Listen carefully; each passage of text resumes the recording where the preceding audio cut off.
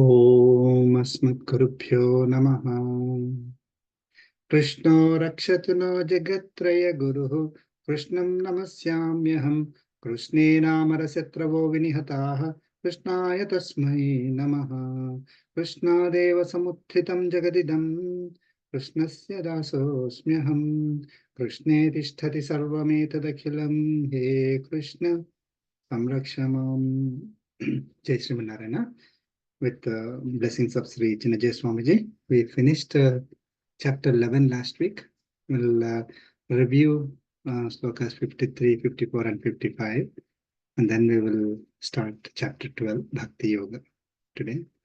So let's review chapter 11, slokas 53 to 55. I'll share my screen. Oh, 1 second. Let me start the slideshow. Okay.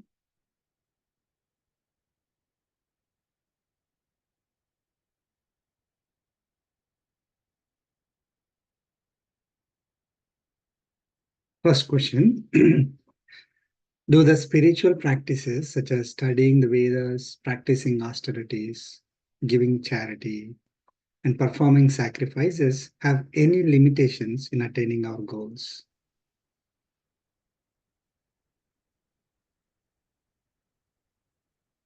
Do they have any limit? Or no limit? We can achieve everything that we want with these kind of practices. Provided with bhakti, devotion. Not just keep performing this without bhakti, then there won't be any use. Yes. They should be practiced with the bhakti or devotion, unconditional love towards Paramatma. Right. So it is not possible to realize God by merely following these practices, right? We can achieve other things in life, in our we can have our other goals satisfied, but realizing God is only through bhakti. When these activities are combined with bhakti or done with bhakti, then only we will realize God. So that's the limitation of these practices. They cannot by themselves give us the God realization. Okay. Next question. How can one truly come to know, see, and reach the Supreme Being?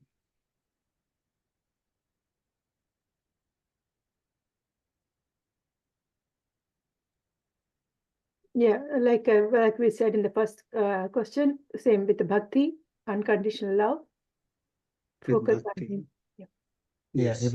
every task should be solely for the Supreme Lord, and he must also have the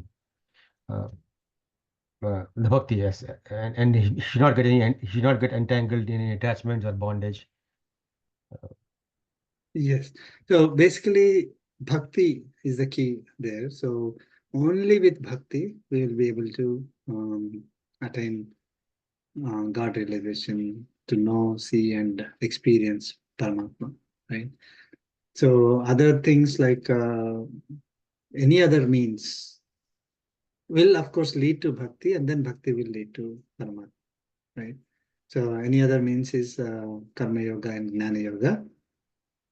They turn into Bhakti Yoga. One will graduate towards Bhakti Yoga, and through Bhakti only one will be able to realize Paramatma.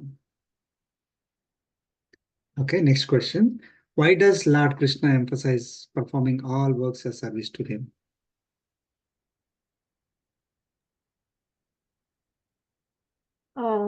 Yeah, by doing that,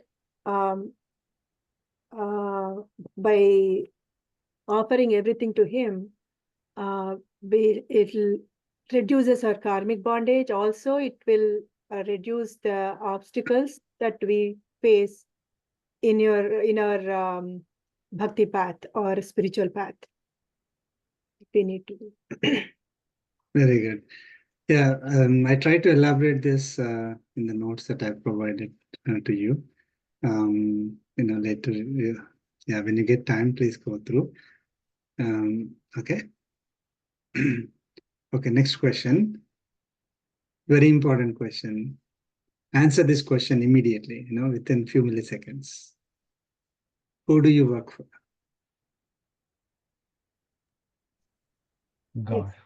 God, sir, we did that. Even without going further explanation by default. Very, very good. So the reason why we have to answer it quickly is typically who do you work for? Okay, everything else will come into our mind, like our company, government, society, our family, myself, and or nothing. I just I'm just doing. So if we are truly progressing in our spiritual journey, we have to say, who do we work for? Is God, God only. Okay, that's our ultimate goal. For every work that we do, God is we are working for God. God is our goal, right? Okay, so of course, I know we are working in a company or working for government or doing any work, right? So there will be goals for those works, right? However, the true goal for any work that we do is Paramatma only. Okay, so that is what we need to keep in our mind. So if we don't, then we do not do it as service to God, first of all, right? Working for a company, okay? Then, okay, I'm working for that company. No, service to God doesn't come into picture. Then, all kinds of, ego and, desires and all those things will come into picture. We say my ultimate goal is Paramatma, the goal for this work that I'm doing. So then it will be, sorry, one moment. Okay, so then it will be, we will be able to realize Paramatma. Otherwise, we'll be acquiring karmic bondage. Okay. Now, so far good? Yeah, Okay. So what should I think when I'm cooking? I'm thinking I should think that I'm giving cooking food to the Paramatma inside me or my body. Typically, we think I'm cooking for myself, my family, or cooking in a party. Like let's say, oh, I'm cooking for all these people, or I want to eat it. I want to enjoy that food, right? So um, that is not a problem. That's not correct. I mean, if we want to, go forward in our spiritual journey, if we want to go towards God realization, we are cooking for Paramatma and we are eating whatever food that we prepare, we are eating as offering to Paramatma. Okay. So others are also eating. So they're also, we are offering this food to Paramatma in all of them. Okay. So it is not that I want to make this person happy, that person happy. Right? I'm cooking for this person or that person or myself. No, it is I'm cooking for Paramatma. I'm an instrument in hands of Paramatma, making this food and offer it to Paramatma first, and then offer it to the deity form of Paramatma, and then offer it to Paramatma inside us. Okay. Next question. So next question, what is wrong with the statement, I am eating so that I will be healthy?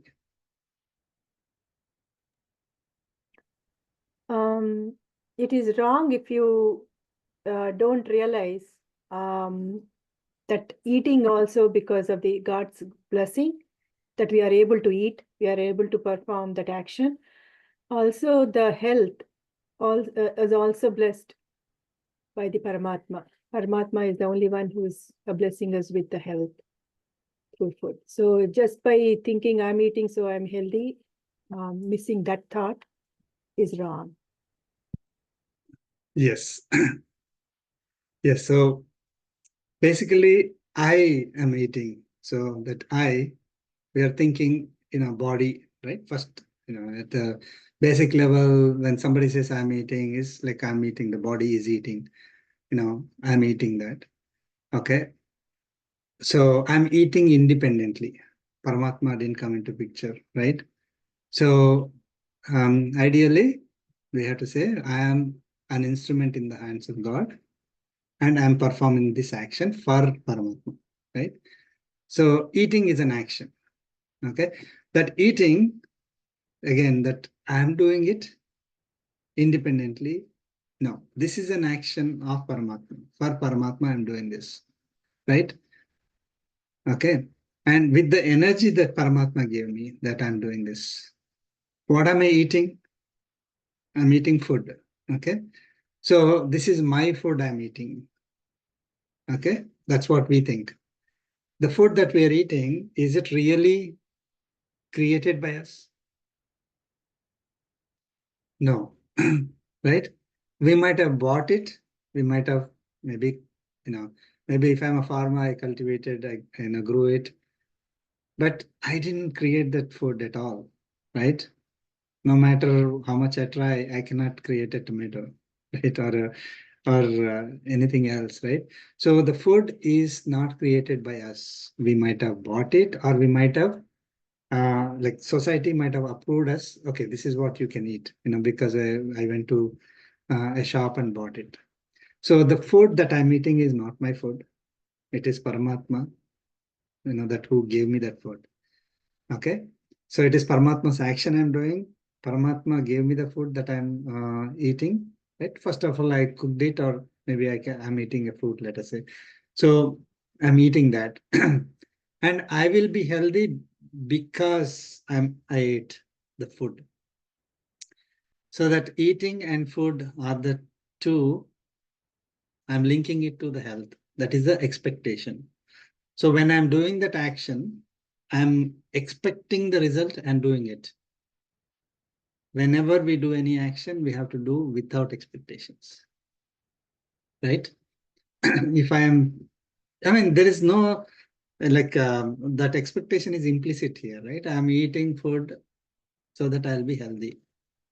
So I'm thinking that, okay, my action of eating that food will give me health. That's it, right?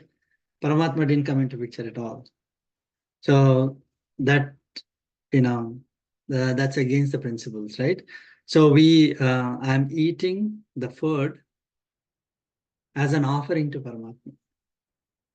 Okay. And then it is the health, the result is Paramatma's blessings, right? So typically it doesn't, like the same food, if two different people are eating, one person, it could make them really healthy, other person can become really sick, right? So one example is allergies, or even if the food is not, is contaminated, still one person is not suffering, other person may be suffering. So we may eat all healthy food, still we can be unhealthy, or we may not be eating anything, we can still be, like looking like somebody who ate everything. So in all these examples, right, we are, there is no direct link between the food that we are eating and the result that we are getting, either health or physical, the energy or physical appearance, correct? So typically we forget that separation between our action and the result that we are getting. We only think our action is giving us the result. And that leads us to all kinds of problems like depression and why am I not getting the result? Anger, frustration, or there is a desire that no, I need to be healthy, so I have to eat this kind of food. That's a desire, right? So all those will come into us. We can eliminate all of them by I am an instrument in the hands of God. I'm doing all this work. This is Paramatma's work I'm doing. I'm using the material that belongs to Paramatma. I'm doing that action as an offering to Paramatma. The result is an offering to Paramatma. Like that food that I'm eating is offering to Paramatma. And whatever is a result that Paramatma gives me is what I'm going to accept with no link to what I did. Right? Then we are actually going in the path of Bhakti Yoga. Right? There are a lot of questions, so I'll just read the questions, so that we are clear what are the questions that we went through. And then we will look at the principles that are derived from these questions. Okay. So what should I pray to God if I want to be mat karma krit, if I want to do every action as service to God, right? That's what Paramatma said. You have to do every action as service to God. Then what should I pray to God? What does mat paramaha, Lord Krishna is the supreme goal, is my supreme goal, mean to you? Like, what does it mean, supreme goal? What does it mean? We went through that. Does having Lord Krishna as a supreme goal mean I should not have goals like doing well in exams or performing well at work? Yes or no? Answer. Yeah. Yes. No, no. I mean, on body level, our dharma is to perform those things. Yeah. So, We can have the goals, right? These are at the body level. Again, I explained in detail. So I am Atma inside this body, right? And this body is performing the work as service to God, right? And that work has a certain goal. That goal is for the body, right? The work that I'm doing, that will have a materialistic result. If I'm taking a test, there's a result, right? So I may have a goal saying that, okay, I need to do well in this particular test, or I may have to do well in my job. Okay, I need to learn this well. Any of those, right? So those are the goals that we have, that's for the body. But that is not the only goal we should have, right? All these goals are temporary in nature that are related to the body. There is a supreme goal for every work that we are doing. That supreme goal is Paramatma. That we should not forget. Okay. So there is a goal for the work that we are doing, but there is a supreme, higher or hidden, implicit goal for every work that we're doing. Like, for example, throughout the day, I'm maybe doing 10 different activities and all of them may have different goals. But there is only one goal for every activity for me. That goal is Paramatma. So if I have to reach that state equivalent to Paramatma, I have to do this particular work as this, right?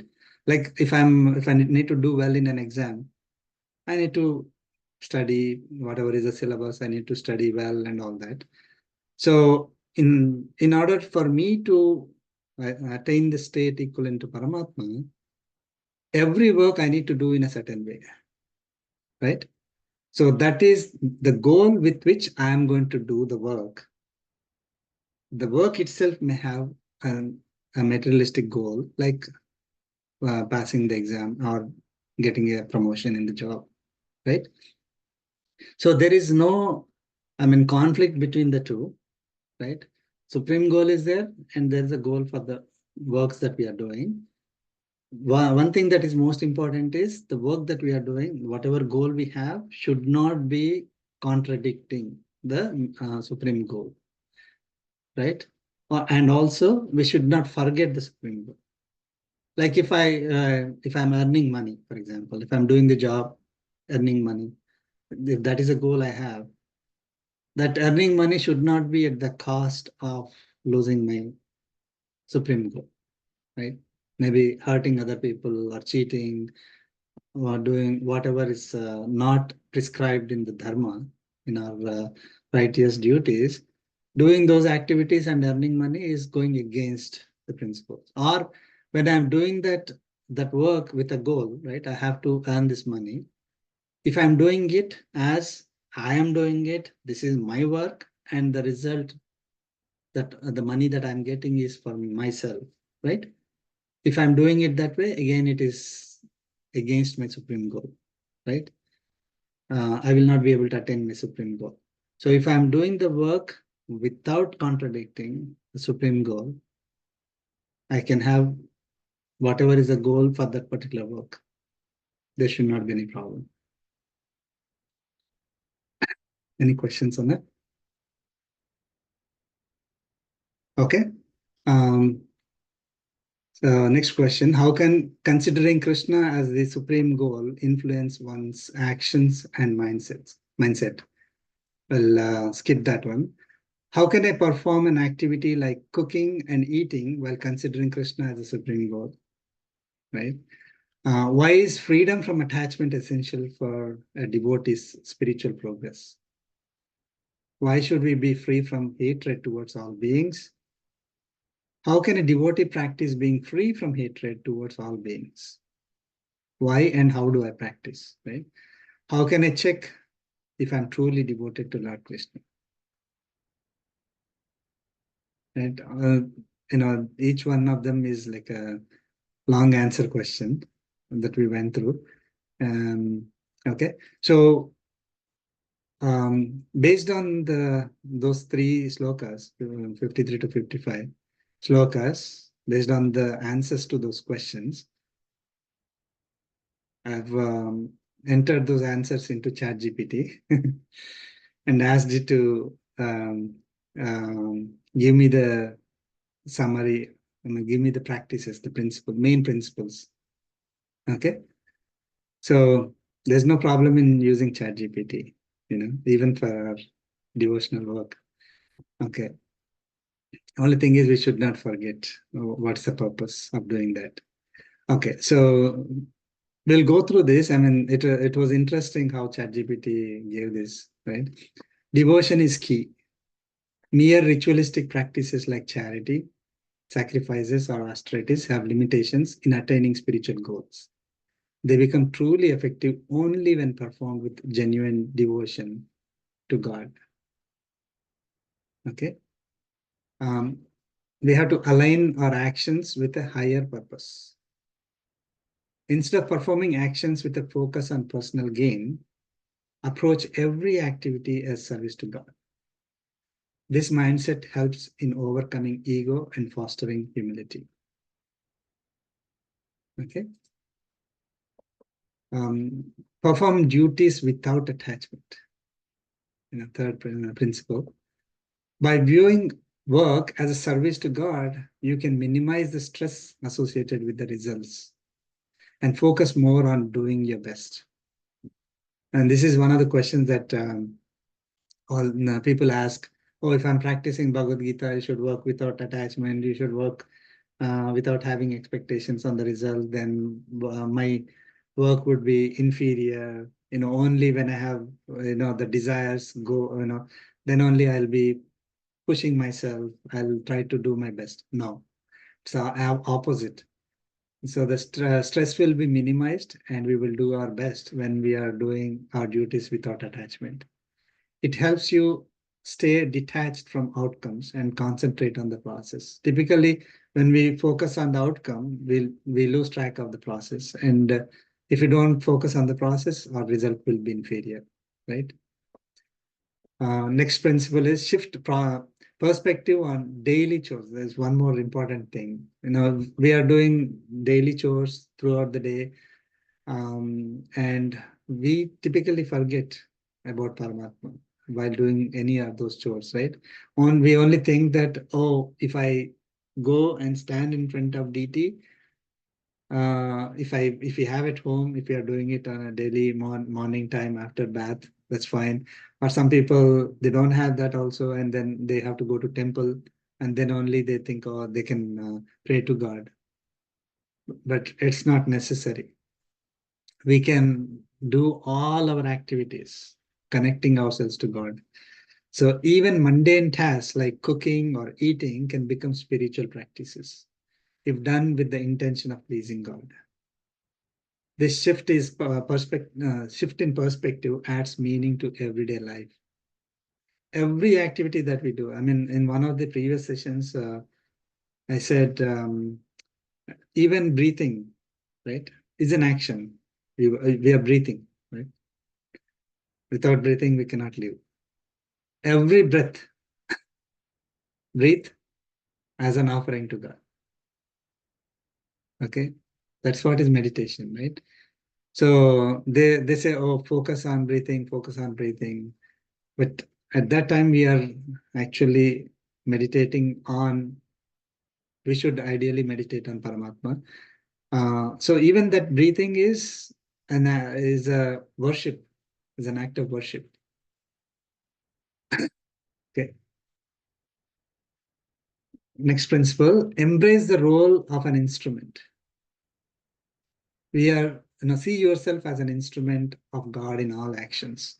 This reduces the burden of ego and personal expectations, fostering a sense of peace and purpose in daily activities. Right? Set a higher goal. Having a supreme goal like attaining spiritual growth, connecting with God, keeps you grounded and guides your decisions. Worldly goals like success in exams or career should support, not replace this higher aspiration. Typically, let me take care of my career first. After I, achieve certain success, or when I retire, then I'll think of Bhagavad Gita, then I'll think of, studying Ramayana, Bhagavatam, and all those things, which is totally wrong, right? Um, okay. Because by the time we already acquired so much karmic bondage, and once a karmic bondage is acquired, right, you cannot, any activity that you do afterwards is not going to clear that karmic bondage because you already acquired. I mean, and not you, but basically one who has not practiced these principles from day one, or very early stages in life, they continue to acquire the karmic bondage, and no matter what they do, almost closer to end of life, that karmic bondage will not go away. Okay. They may stop acquiring more karmic bondage. They may clear a little bit of karmic bondage, but it is so much karmic bondage would have acquired by the time it becomes very difficult to correct everything. Develop detachment from results. Understanding that results ultimately depend on God's will helps in managing anxiety and disappointment. Right? When we get a result, we don't get disappointed. We don't feel anxious. This approach encourages a focus on effort rather than fixation on outcomes. Right? Cultivate empathy and avoid hatred. Recognize the divine presence in all beings. This understanding helps in fostering compassion and reducing anger, resentment, or hatred towards others, which often stem from unfulfilled desires. We had certain expectations turned into desire, and the desire is not met. So then we start hating, it becomes anger, all that. So we should try to avoid all that, right? Seek God's guidance in daily activities. This is one more important thing related to one of the questions that we had, right? Pray for guidance in performing your duties and accepting the outcomes with grace. This creates a balanced approach in life's challenges and encourages a mindset of acceptance. So somebody was asking, oh, if we don't have desires, right, then why do I need to pray? Because typically we associate praying to asking something from God, like to fulfill our desires, right? So if I should not have desires, that's what says, right? You should not have expectation. You should not have desires for mundane materialistic things. So then, then what should I ask when I pray to God? So pray to God for guidance in performing your duties, because every activity that we are doing, it is the energy that Paramatma gives us, right? And the knowledge that Paramatma gives us at that moment, so not only for us, right? Everything around us has to cooperate with us. So that only happens when Paramatma. So we pray to Paramatma for every activity that we do. Not like, oh, I want to buy a car. For that purpose, let me start praying to God, or I need to get a job. For that purpose, I need to pray to God. Only for those kind of things, I need to know. You can every day, whatever you do duties you are doing. If you are cooking, ask for, okay, God, support me, help me, give me the energy to perform my activities. So you don't have to really specify 100 things. If there are some important things that day, pray to God, saying that help me do well in the exam today. Right? You're not asking for the result there, right? You're not asking God give me a grade. No. Or God give me $1 million. No. You're asking, let me do well. I mean, because you are the one who is giving me energy, so let me do well in that particular activity. Please give me the energy to do well in that, right? Recognize true source of success. Who is the true source of success? So acknowledge that material achievements like health, wealth, and success are ultimately gifts from God. These gifts are blessings, right? This realization prevents pride that I did it. I was, I was responsible for this success. Only I can do it, right? I am so great. We acquire karmic bondage with that. So this realization prevents pride and helps in staying grounded. No matter how much successful we are, that success is only blessings of Paramatma, right? It is not my energy, my material, my everything, right? This body is also not ours. I mean, we are just kind of we are given this body with the blessings of Paramatma. So it's not that we had a right to this body, or we purchased it somewhere, and by independently we can operate this. We cannot do that.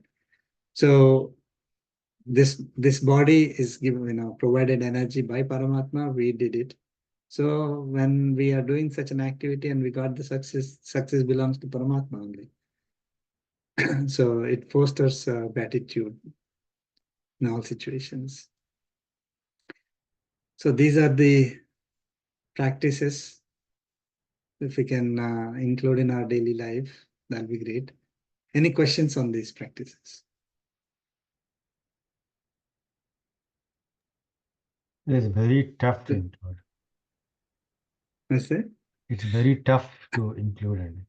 It's Yes. Yeah. I mean, change the perspective is totally different, right? We are not doing anything different. We are doing whatever we do only, right? Not asking you, oh, just because we are learning Bhagavad Gita, totally, your life totally changes. No. How we do the activities changes.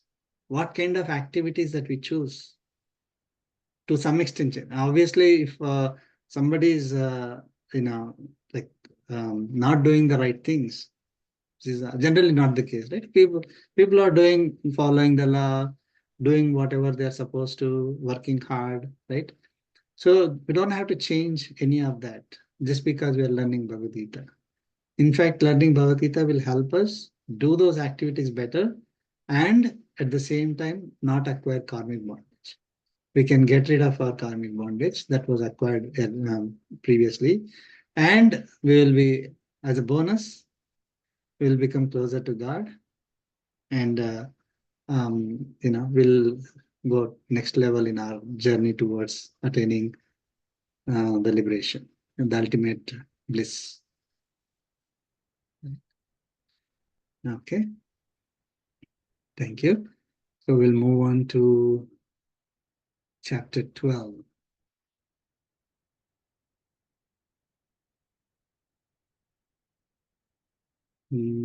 Chapter 12.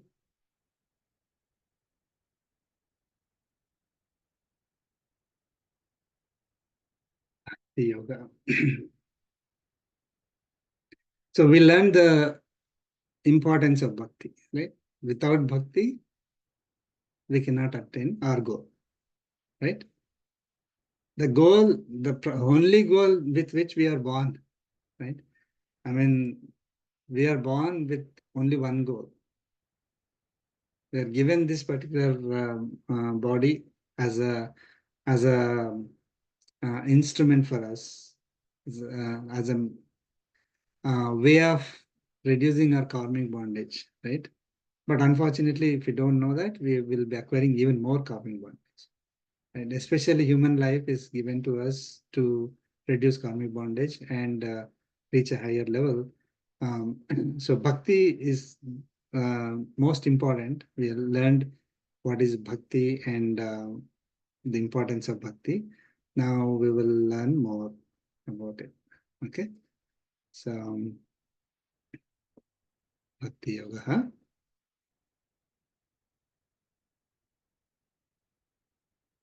Okay, one moment. Let me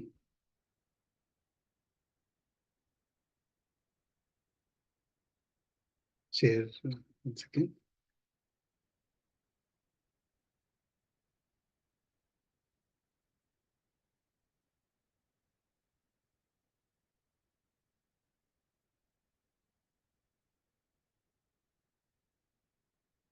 Okay.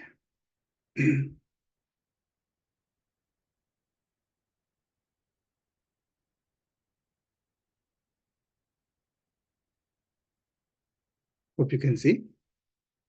Can you see? Yes, sir. Yes. Okay. Please chant. Sri Krishna Parabrahmane Namaha. Krishna Shri Krishna Parabrahmane Parabrahmane Namaha. Atha Dvadasodhyayah. अथ अथ द्वादशोऽध्यायः द्वादशोऽध्यायः Bhakti Yoga. भक्तियोगः भक्तियोगः। Arjuna Uvacha. Arjun Arjun Arjun उवाच उवाच Evam Satata Yuktaye.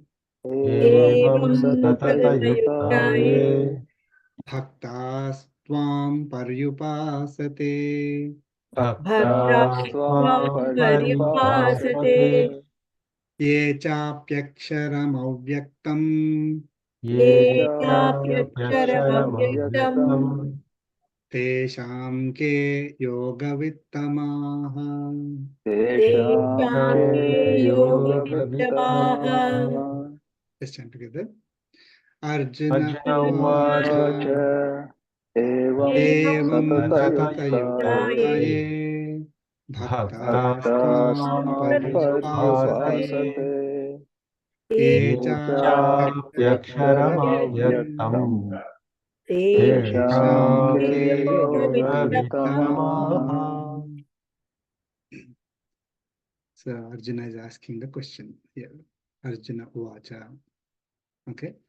So after listening to what Lord Krishna said about bhakti is the most important, the key element for attaining me, right? So then Arjuna is asking, Ye bhaktaha, those devotees who are evam satata yuktaha,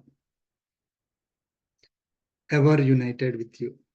Yukta, wherever yukta comes, is united. Satata yukta, ever united. Those devotees who are ever united with you, Tvam Pariyupasate, properly worship you. Pariyupasate, Tvam, properly worship you. So there are devotees who want to be always be united, be associated with Paramatma and properly worship you. Those are one category of devotees. And he's saying about the next category of devotees. Ye cha api, and those who, ye is those who, ye api, and those who, aksharam avyaktam, aksharam is imperishable, right? Avyaktam is unmanifested. Okay, aksharam avyaktam, and those who are meditating on is like carried from the previous class, right? So it's understood. So, and those who are meditating on the imperishable, unmanifested. What is that imperishable, unmanifested?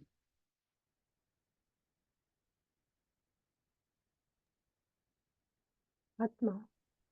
Atma, right? So here Aksharam and Avyaktam refer to Atma because he can't be referring to the same Paramatma, right? See, those who are meditating on you, properly worshipping you, right?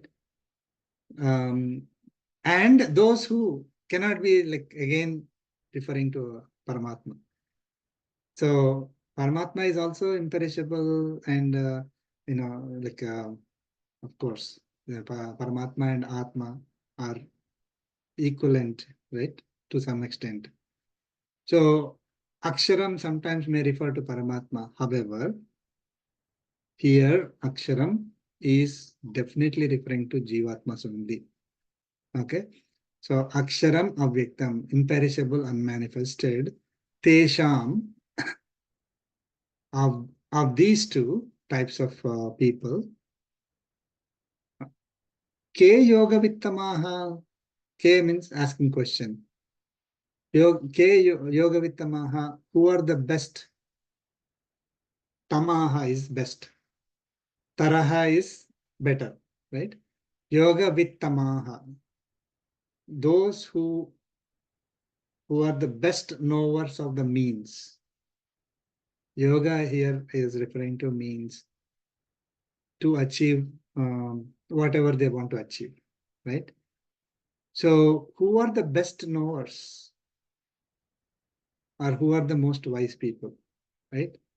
So the two categories of people, one category is devotees who are seeking Paramatma, who want to be ever united with you.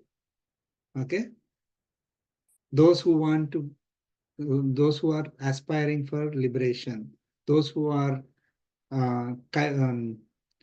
mokshardhis, okay, those who want liberation, those who are seeking God seekers.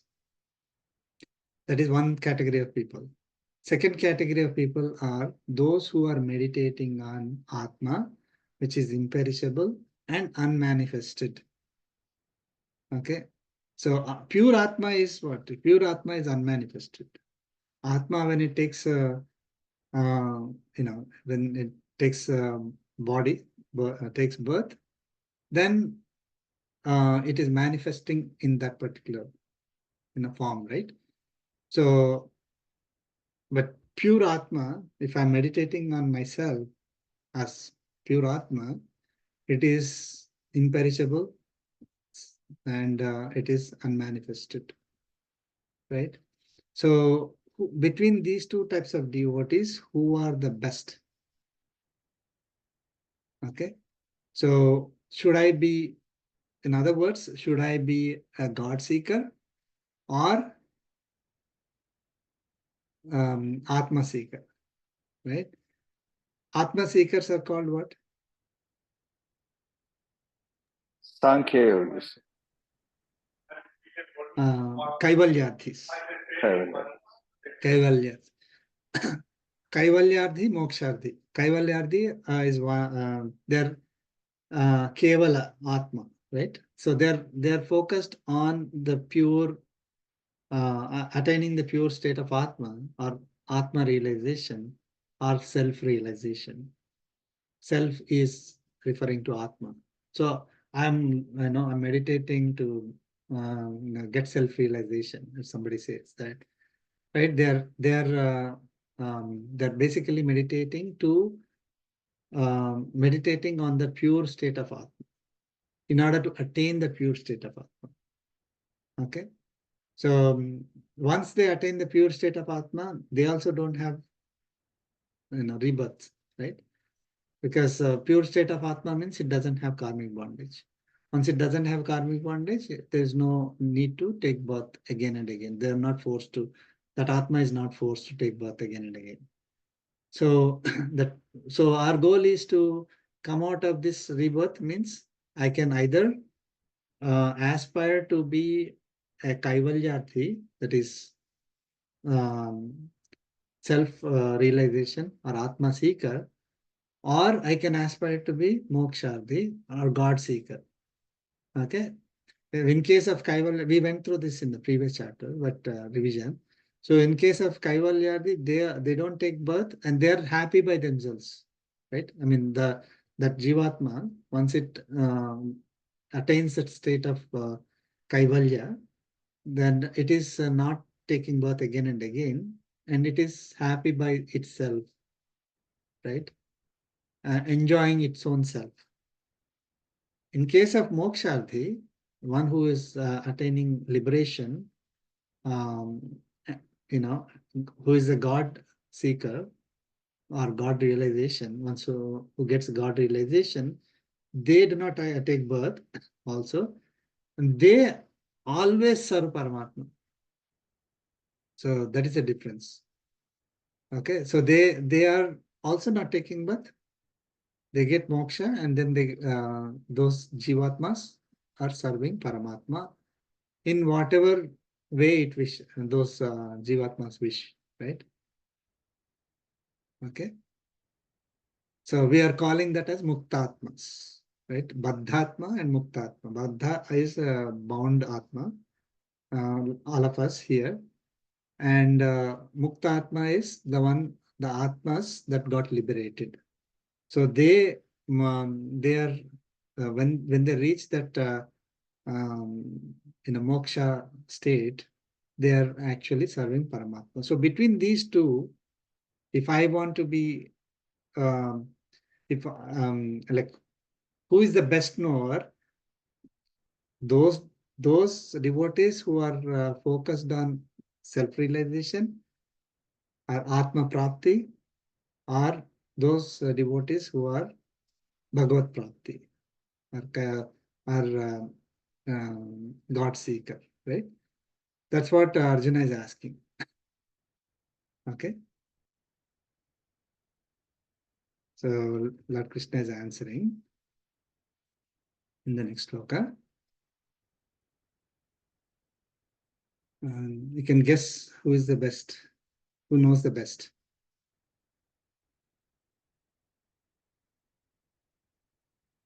Who is the best knower of the means of attaining the goal? Is it Atma seeker or God seeker? Obviously, God seeker. God seeker, yes. So Lord Krishna answers that. Okay, so let's chant. Sri Bhagavanu Vacha Shri Bhagavanuvacha Vacha.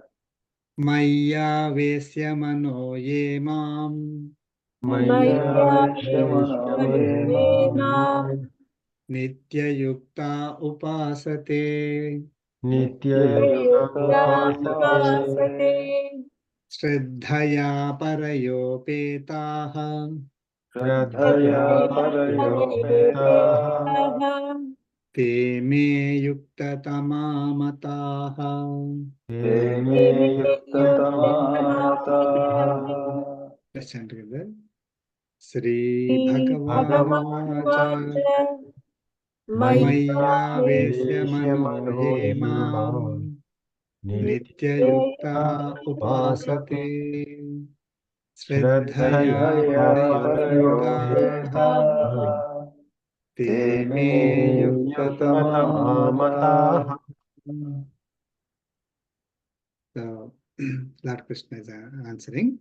Hey Arjuna, ye mai avesya manaha. Ye, those who, right? Te means they, ye means those who. Mai avesya manaha, fixing mind in me. Mai means in me. It will come many times. In me or on me. Okay. So those who are fixing mind in me, nitya yuktaha, who desire to be ever united with me. Okay. Paraya Shraddhaya Upetaha, endowed with supreme conviction. Mam Upasate, worship me. Very simple Sanskrit words. Mam Upasate, Mam, me, Upasate, worship me. Te me mataha, they are considered by me. Yukta tamaha, more superior. Tamaha, right? That's the key word. So, best. Yukta tamaha, those who are best, right? Most superior among all those who are striving for realization. So there is a Atma realization or self-realization. There is God realization. Those two categories Arjuna asked. So out of those two categories, who are the best? Those who are worshipping me, who want to be ever united with me. That means God seekers are the best among the two sets of devotees. Okay. So those who fix their mind on me, who desire to be ever united with me,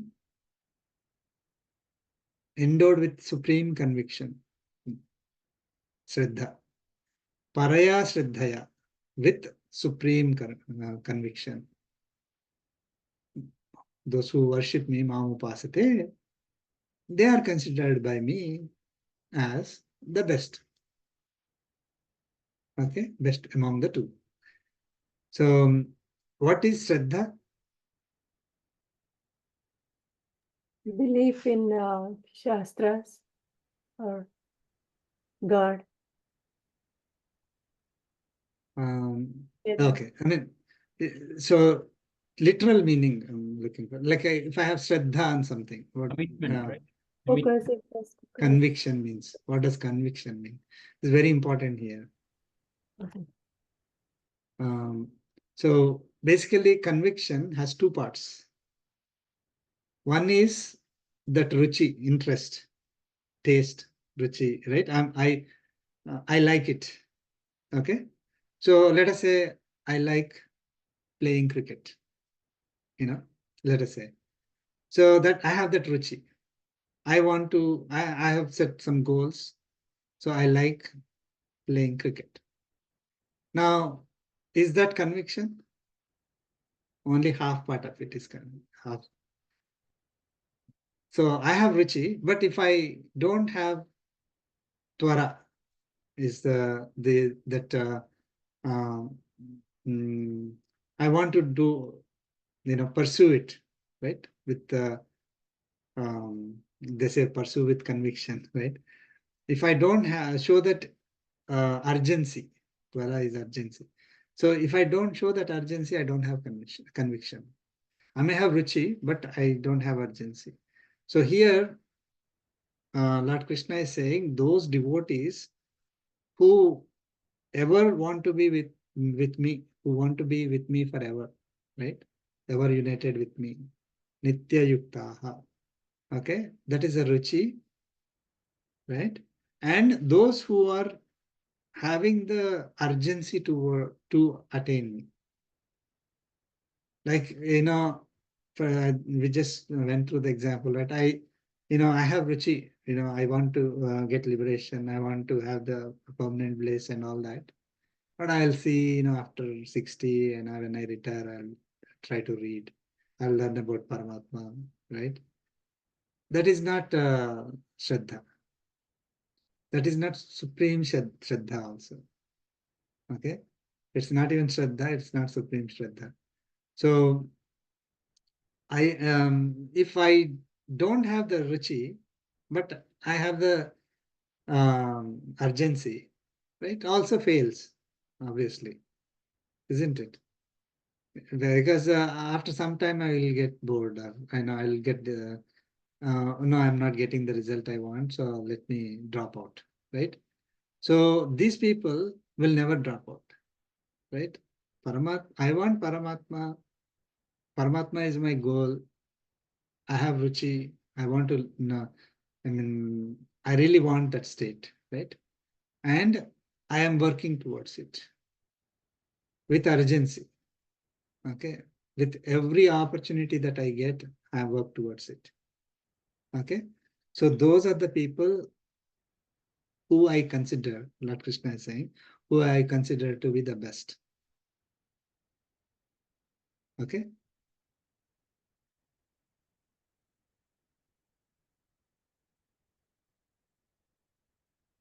Okay. We'll move on to the next sloka. Okay. If anyone has any question, they can ask. No problem. I mean, only thing is, I'm thinking, unless people like me, right? Unless you pass the first category, I may not reach the second category.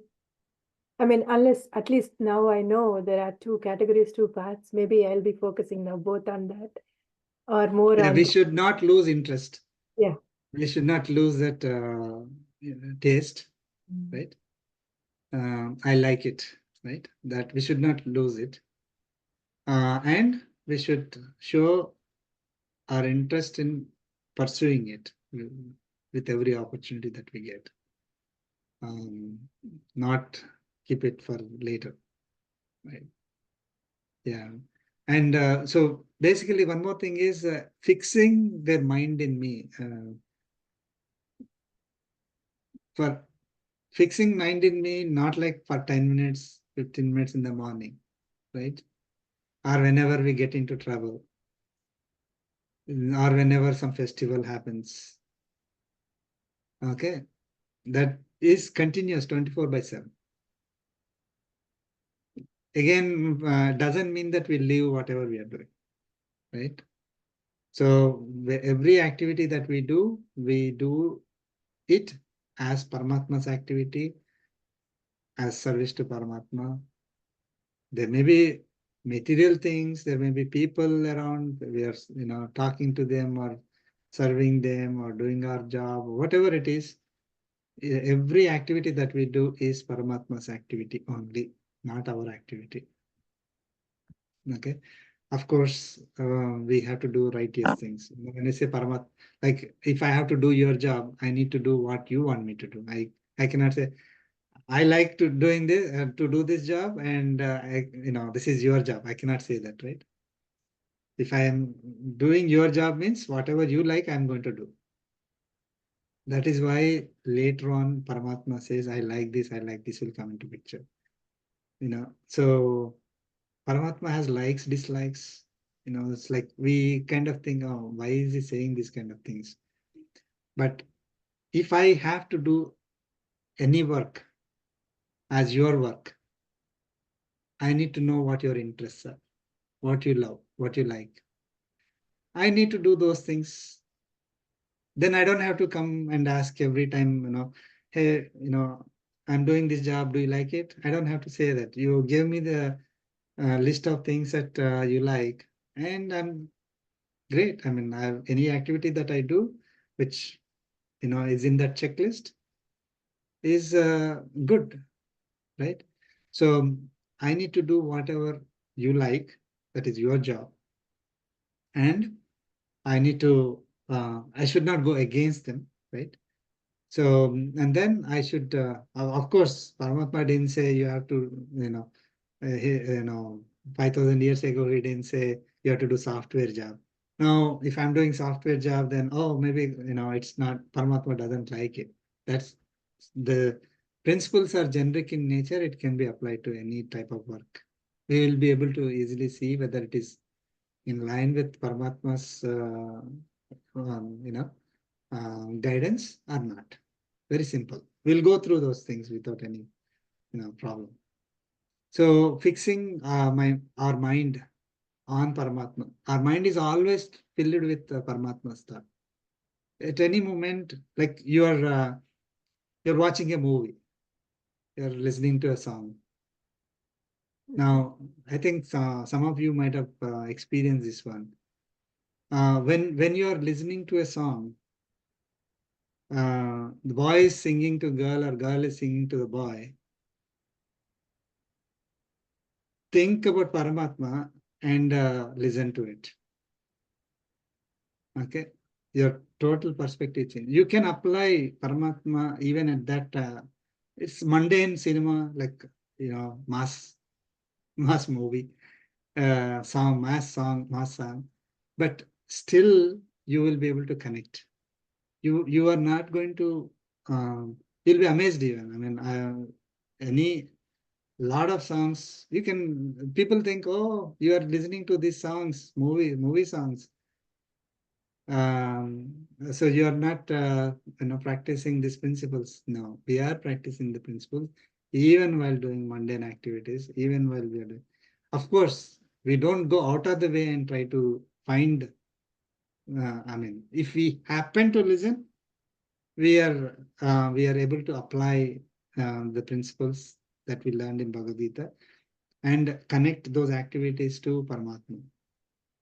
Any good things that we face, bad things that we face, we are always able to connect to Paramatma.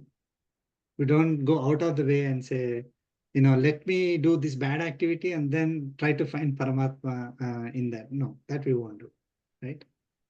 Okay. So our mind is always filled with the thoughts of Paramatma, and we worship Paramatma with conviction. Go ahead.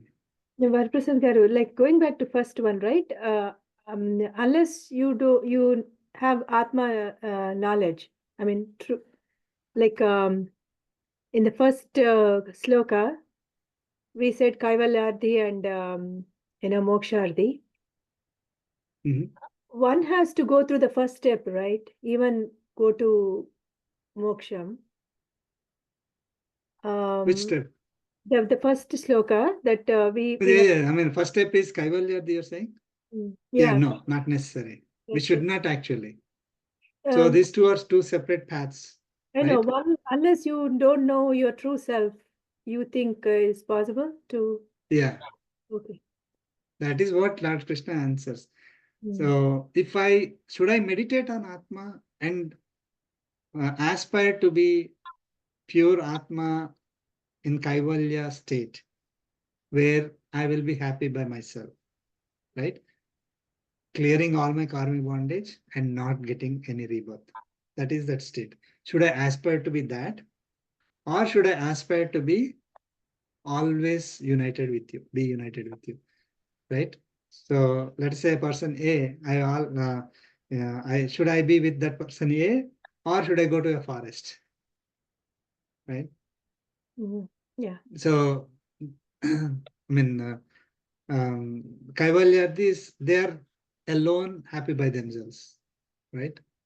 Mokshardi are those who are enjoying that permanent bliss while serving Paramatma continuously, always, with no limitations. Today we can serve Paramatma. I mean, people say, oh, today, even the activity that we are doing right now, we are serving Paramatma. So then, okay, then what is the meaning of getting liberation, right? I mean, I'm not in a state of liberation right now. So but still I'm able to serve Paramatma. So what's the difference? Difference is that here we have limitations. Okay, I can only be talking to you at this time and not chanting Bhagavad Gita, not chanting Vishnu Sahasranama, not doing my programming, and not, right. I have only I'm limited by my body, right? But once once the Atma is liberated, that liberated Atma can, without any limitations, serve Paramatma in whatever form, whatever way it wishes. Okay, there is absolutely no limit to it. It wants to take 100 hands, 1,000 legs, and you know, 10,000 years it can take. You know, so we have only 2 hands, 2 legs, and 2 eyes, and it's limited. Liberated Atmas can take any form it wants to serve Paramatma. That's why it gets unlimited happiness. Our happiness while serving Paramatma is limited because of our body. But if we are able to serve without any limitations, that happiness also doesn't have limitations. Okay, so it is not necessary that we have to be self-realized first before before following the path of God realization. We have to know ourselves first. We have to know that we are Atma, right? There's a difference there. So it is not, again, we'll go through what Lord Krishna says about the path of Atma realization compared to path of God realization. Okay, it will come here. Okay, so next sloka, sloka, third sloka.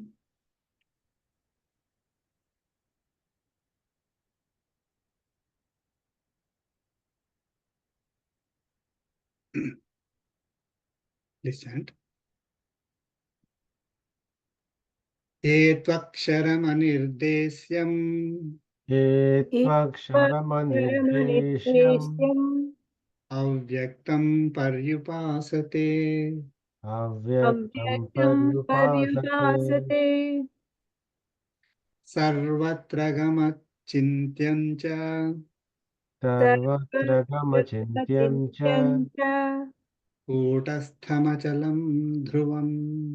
कूटस्थमचलं ध्रुवम् Let's chant together.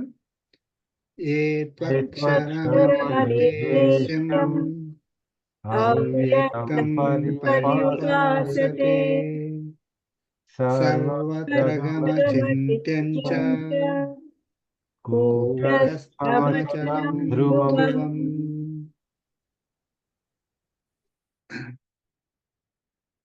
Okay, so Lord Krishna already answered the question, who is the best of the two who are seeking realization, Atma realization or God realization. God realization people are the best.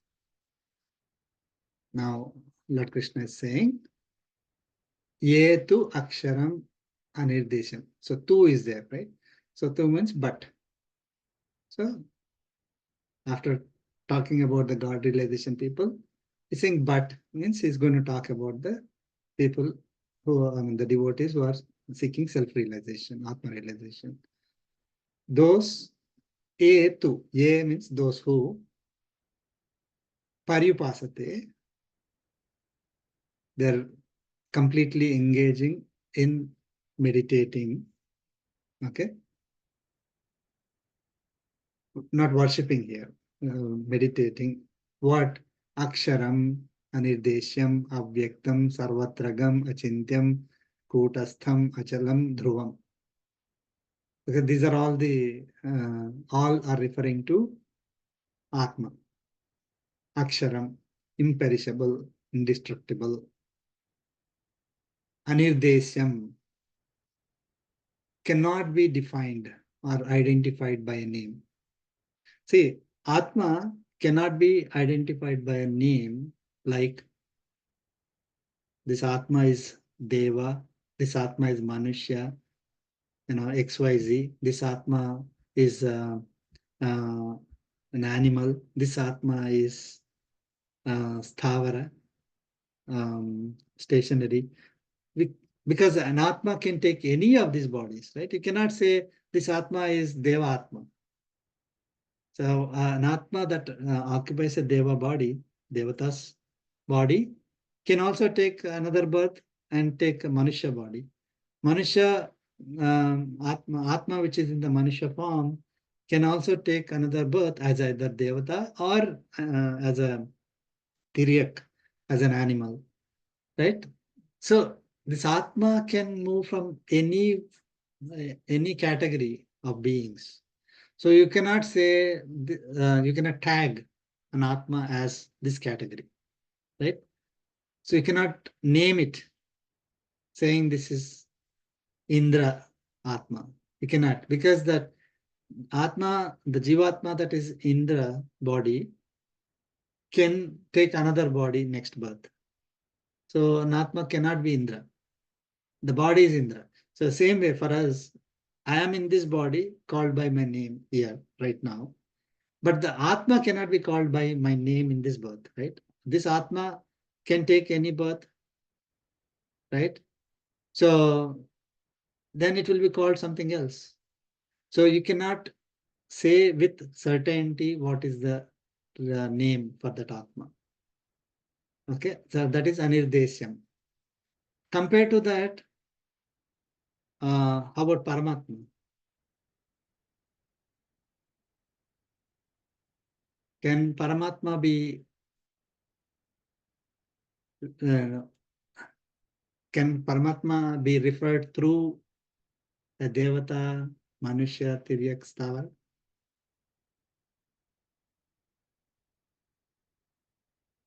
Are you asking, is he pervaded everywhere? Yeah, so I mean, there is a difference between us and Paramatma. The reason why I'm saying is because there could be confusion like, oh, okay, no, Paramatma is same as Atma, Jivatmas. No, Paramatma can be referred through those names. Jivatma cannot, right? When I'm praying to Surya Devata, sun, I am referring to Bhagavan, the Paramatma, through the form of Surya. Okay? It's because that the energy for the body of sun and the Atma, Jivatma sun, right, is provided by Paramatma. Paramatma is the Atma for Jivatma as well as the body. Okay, so when I see that body, I can refer to Paramatma as with that name, or I can certainly say that Paramatma is a Dev, because Paramatma is not going to one day, he will not decide, oh, I'll not be in Devata form, I will only be in Manushya form. He can't. He will always be there as a Devata.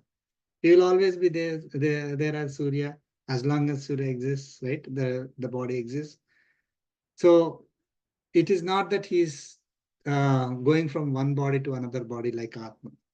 So I can refer to Paramatma with a name, okay, without any confusion, right? So I can say this Deva form, Paramatma's body. The Manushya form is Paramatma's body, okay? But it is not like that. We are moving from one body to another body. He's always there in all bodies. So there's no point of going from one body to another body for him. So that's the difference. Next is Avyaktam, unmanifested. Okay. So unmanifested means it is not perceivable through our senses. Okay. So anything manifested, this body is manifested. How we can say is we can see, we can touch, we can feel, we can smell, we can, right? Our senses can sense, perceive a manifested body.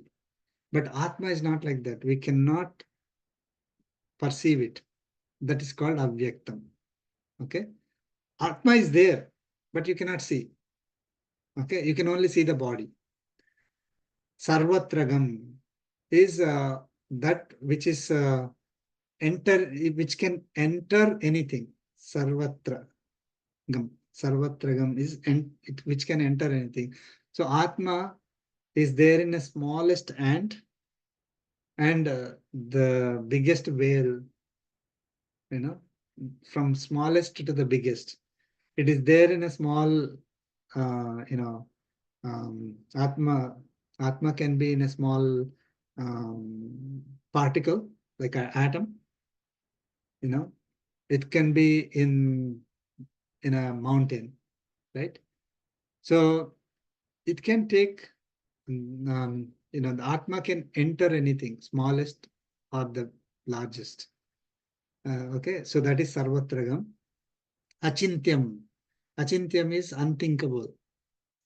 We cannot, we cannot think Atma will exist like this. We cannot perceive, we cannot conceive it. Atma may be like a light bulb.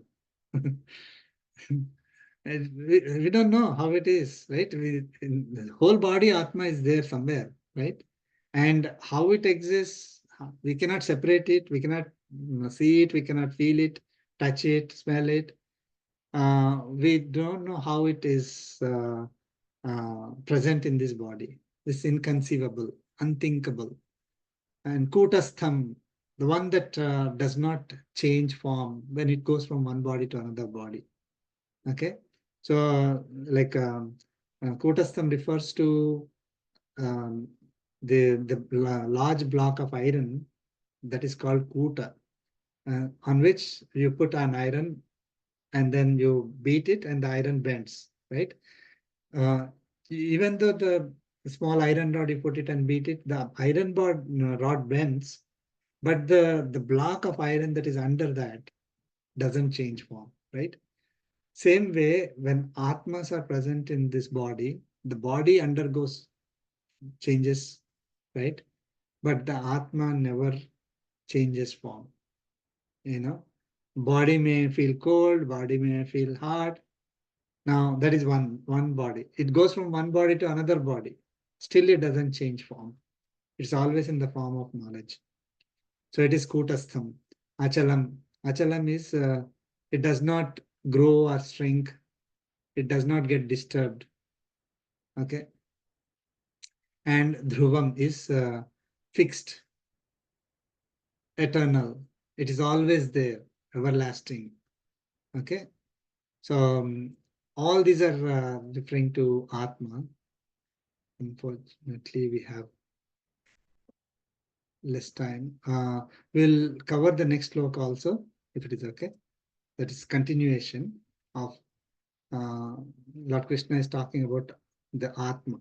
Those who are meditating on Atma, he's saying. So let us try to complete that quickly.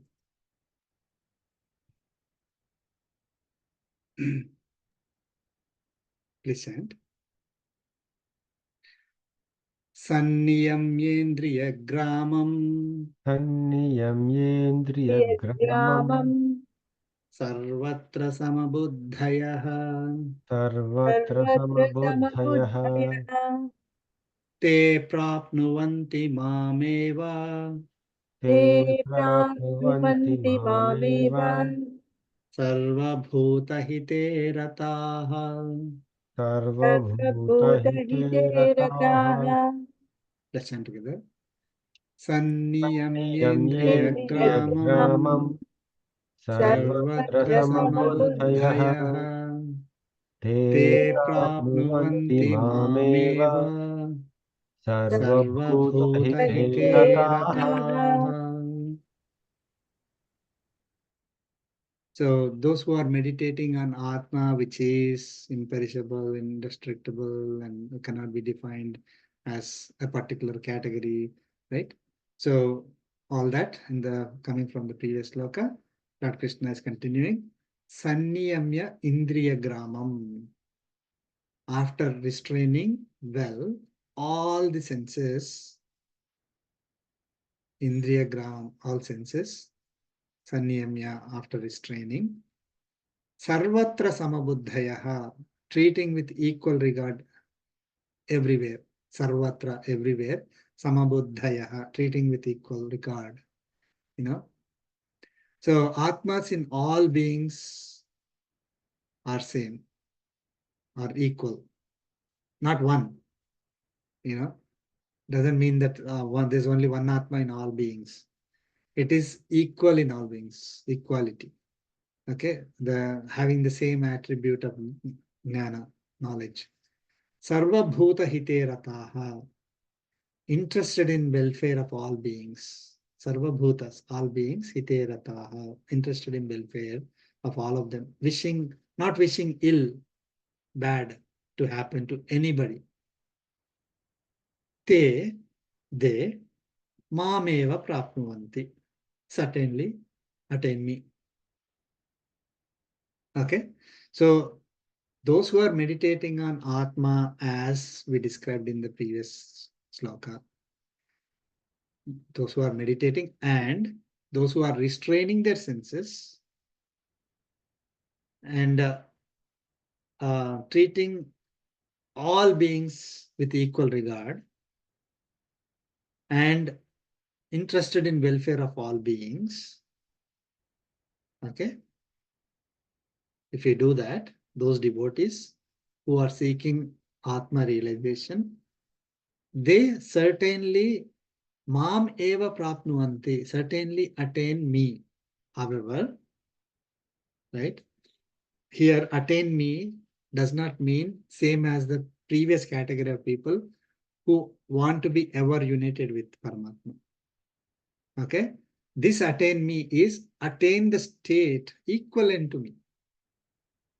Okay, they also attain a state equivalent to me, but they do not, they will not be united with me in that state. Okay, in the previous case, Nitya Yuktaha, he said, right? They are ever united with me. But here they are not Nitya Yuktaha. They lose connection. They attain the state of pure Atma. They realize their self. And they attain a state which is equivalent to me, which will never take birth, doesn't have any ailments like what we have, right? So it will always be in a state of bliss, not the supreme bliss that the jnanis get, right? The mokshardhis get. So these are these jivatmas who attain the state of self-realization. They get they reach a state equivalent to Paramatma.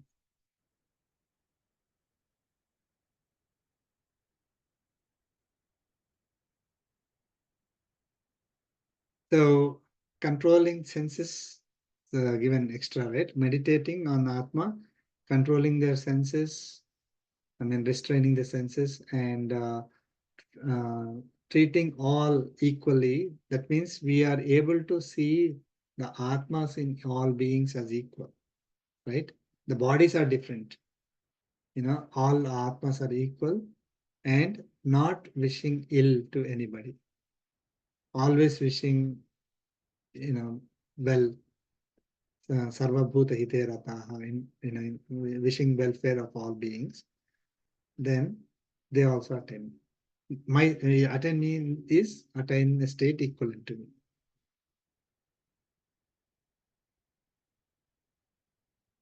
Understood the difference between the two, self-realization, God realization, and what happens in each case. So Lord Krishna will explain why the God realization people are the best compared to the ones who are seeking self-realization.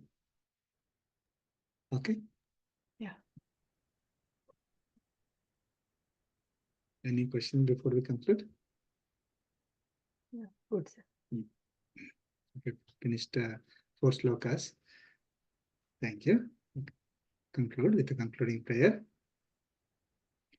Kayena vacha mansendriyarva buddhyatmana va prakriti svabhavat karomi yajjat sakalam parasmai narayanayat samarpayami Srimannarayanayat samarpayami sarvam Sri Krishnarpanamestu. Om Asmat Gurubhyo Namaha.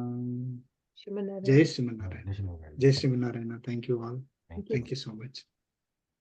Jai Srimanarayana. Thank you.